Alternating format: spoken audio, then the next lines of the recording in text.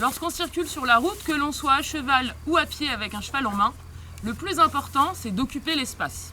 C'est limite dangereux de se mettre sur le bas-côté en file indienne, parce que les automobilistes vont avoir tendance à vous doubler tout en croisant un autre véhicule, et donc à ne pas respecter les distances de sécurité qui sont d'1,50 m en milieu rural. De plus, si vous êtes nombreux à la queue leu-leu, avec de la distance entre chaque cheval, ça devient complètement impossible pour un automobiliste qui voudrait respecter cette distance de vous doubler. Il n'aura ni la visibilité ni le temps de le faire. Et vous allez l'inciter du coup à ne pas respecter cette distance et à vous doubler, quitte à croiser un autre véhicule.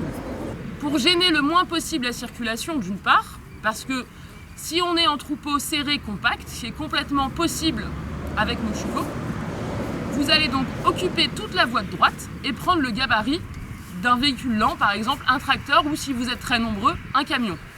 Et les automobilistes vous dépasseront comme un véhicule lent. L'idée, c'est d'avoir la même stratégie qu'un peloton de cyclistes.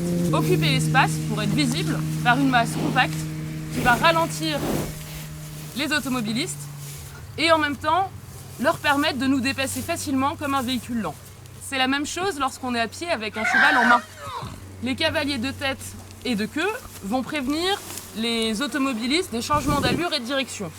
En revanche, il n'est pas recommandé de faire signe aux automobilistes de nous doubler, parce que le temps que ces derniers comprennent nos signes, les interprètent et décident réellement de s'engager, une voiture peut arriver à ce moment-là, et cela peut être plus dangereux que s'ils géraient eux-mêmes leur dépassement et en prenaient l'initiative. Pour éviter d'entraver longtemps la circulation, le plus simple c'est de trotter.